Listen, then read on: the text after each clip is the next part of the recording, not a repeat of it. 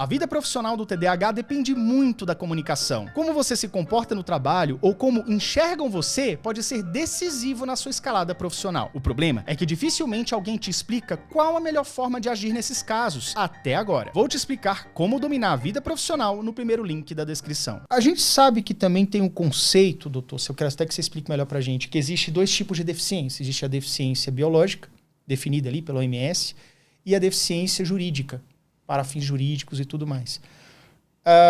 Eu gostaria que você explicasse para mim um pouco qual seria mais ou menos essa diferença e por que o TDAH ele é ou não considerado deficiência aqui no Brasil. Ótima pergunta, Yuri. O que acontece? A gente tem, né, desde 2015, a Lei Brasileira de Inclusão, o Estatuto da Pessoa com Deficiência. Né, essa lei foi um marco importante no tratamento dessas patologias, né, o transtorno do espectro autista, deficiências visuais, de uma maneira geral.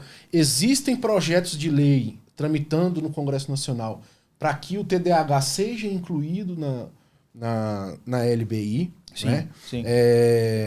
Mas, infelizmente, hoje, de fato, não é. O TDAH não é considerado uma deficiência. Mas a gente...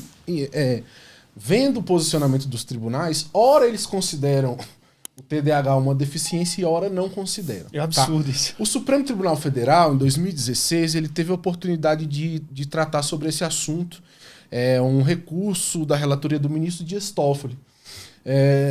E foi um processo, uma ação que chegou ao Supremo Tribunal Federal, onde um candidato pretendia participar de um concurso dentro das cotas de portadores com deficiência.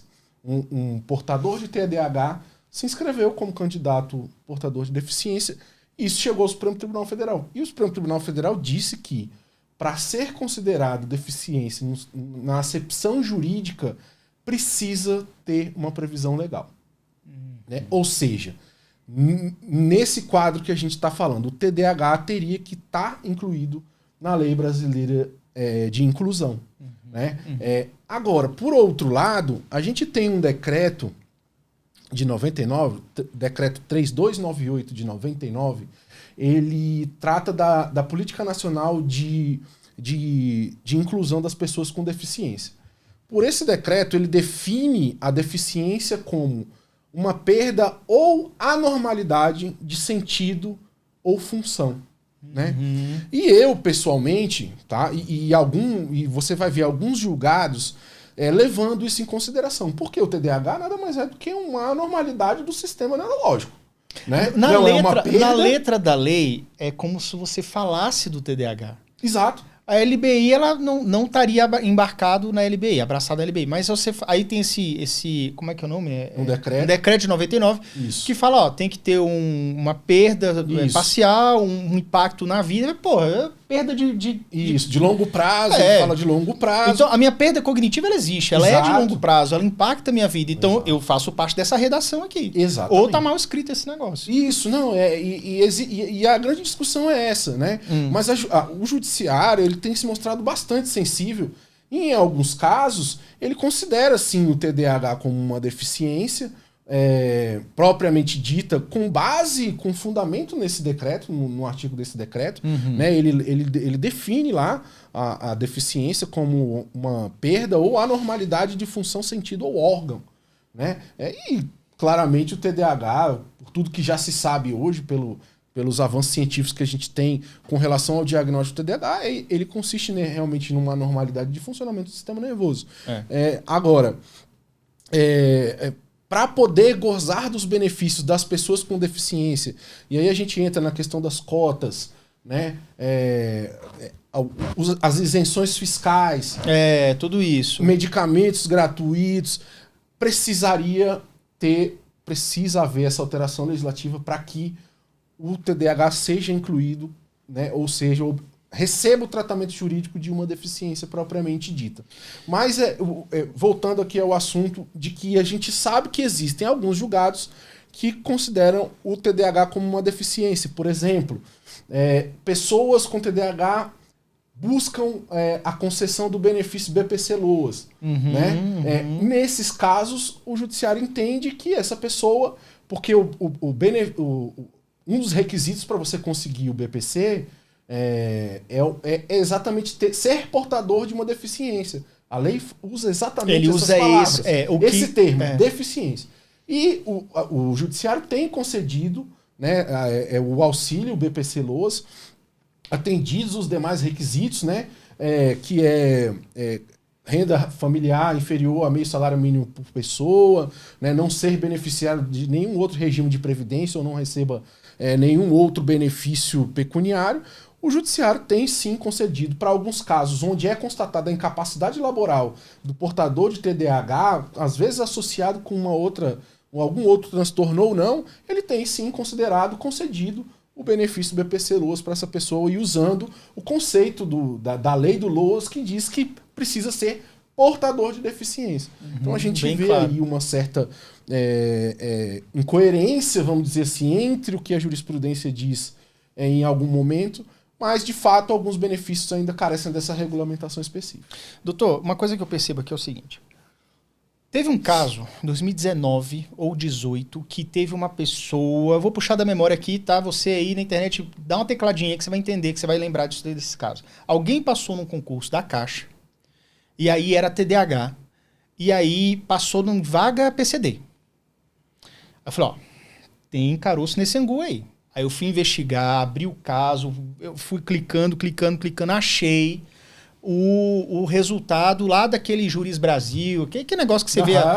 Aí eu olhei, a pessoa tinha TDAH, tinha uma deficiência auditiva, tinha um DI, tinha assim uma salada de coisa. Sim. Só que na manchete eles esquecem tudo e põem o TDAH. Pessoa com TDAH passou no PCD. Aí chove aquelas mensagens no meu inbox.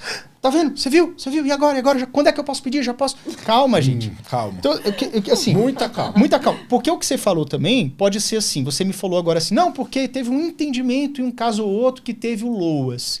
Será que nesses casos do LOAS não era uma comorbidade? Um TDAH com DI, um TDAH com TEA ou com uma deficiência auditiva?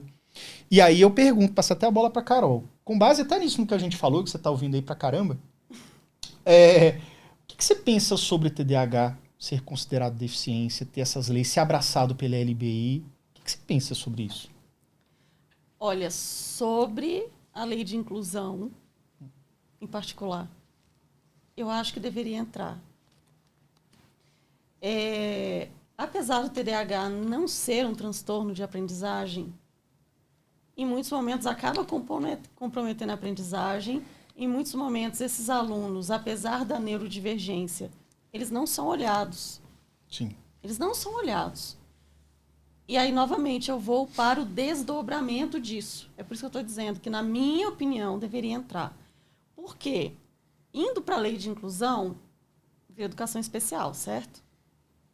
Virando educação especial, doutor Vitor, seja judicialmente, seja junto ao Conselho Tutelar, seja junto ao Secretário de Educação, seja lá o que for, se consegue tudo com muito mais facilidade. É verdade. Tem toda a razão. Se consegue com muito mais facilidade. Isso é um fato. Ponto. Isso é uma coisa indiscutível. E aí, lembrando o que vai caracterizar um transtorno. Para ser um transtorno, tem que se cumprir 3 critérios diagnósticos. Intensidade, frequência, e o terceiro vai cair exatamente nisso que eu estou falando. Prejuízos para a vida dessa pessoa. Sofrimento significativo para a vida dessa pessoa.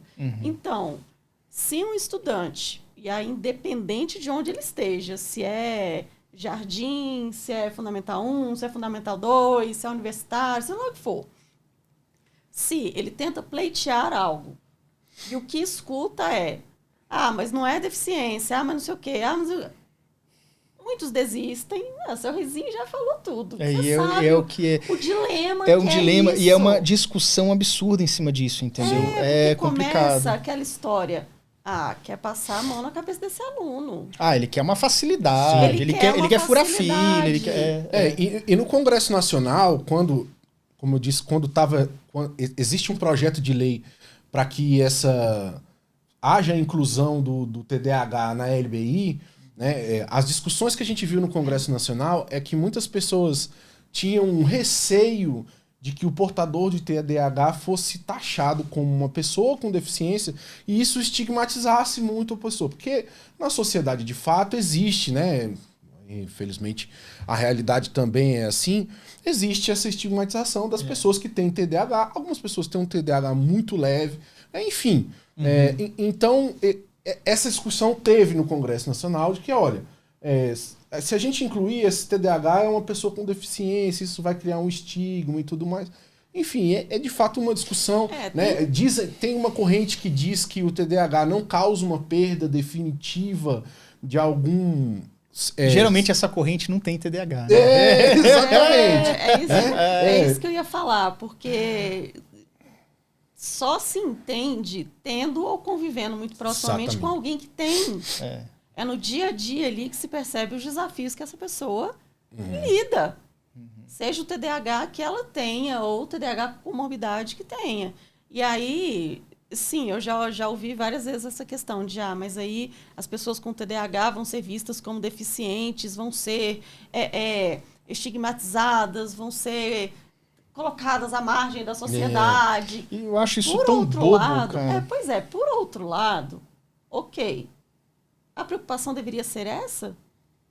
É só isso, então? Porque me parece que o foco está sendo direcionado para algo que tem muito menos relevância do que o que de fato acontece num quadro de TDAH.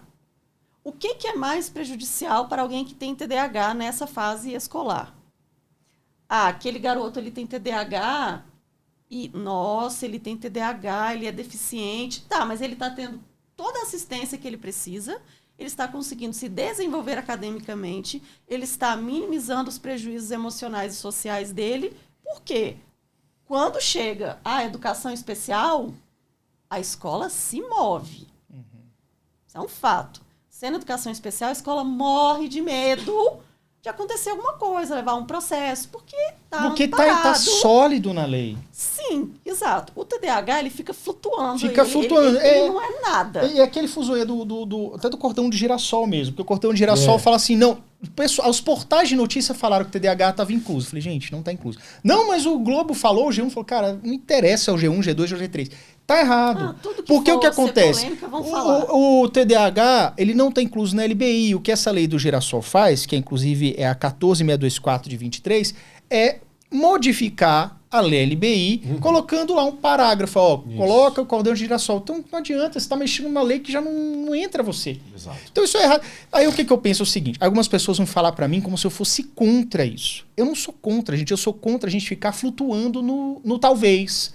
Não, mas tem uma jurisprudência lá no interior do Piauí. Cara, não interessa. Cadê a lei do TDAH? Cadê ali, no escrito? Você que tem o autismo, você é abençoado com várias leis que vão te ajudar a ter uma vida mais fácil. E o TDAH não é nada disso.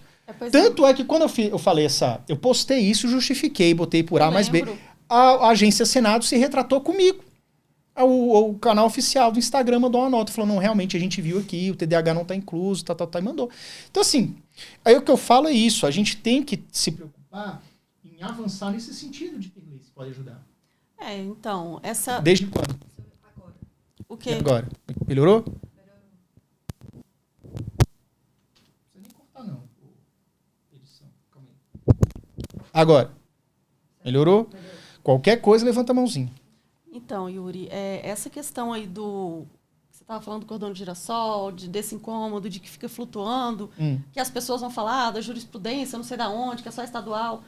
Se a gente for pensar, esse tipo de comportamento acontece porque exatamente por não haver uma lei que de fato diga, o que precisa ser feito é isso, é do TDAH, a lei do TDAH, ela deixa tudo muito solto.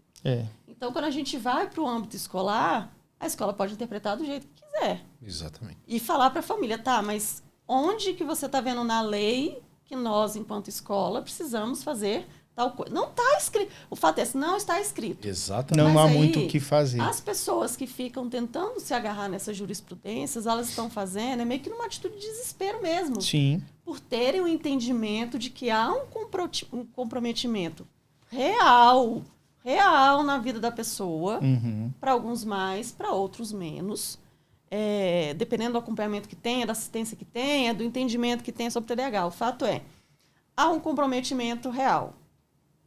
E aí, voltando ao que você havia dito, alguns têm esse receio de virar o estigma, o deficiente. Tá, mas enquanto o olhar foi direcionado para isso, para o receio deste rótulo, o fato é que a pessoa com TDAH ao longo da vida vai receber vários outros rótulos. Do preguiçoso, do que não quer nada com a vida, do que é explosivo, Menino atentado. do que vive no mundo da lua, do que fica viajando. É isso. E aí, o que tem peso maior para a vida de um TDAH?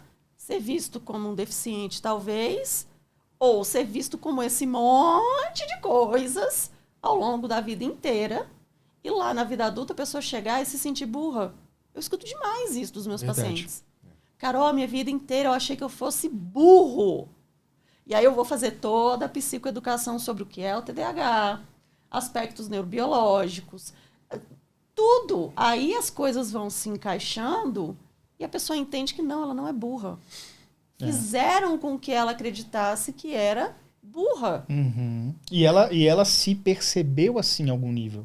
Eu até falo assim, outro dia eu fiz um corte, e no corte eu tava lá na Jovem Pan e eu falei sobre isso. Eu falei assim, porque aí a criança chega um momento que ela vai se sentir mal amada, não merecedora de amor, vai se sentir burrinha, vai se sentir...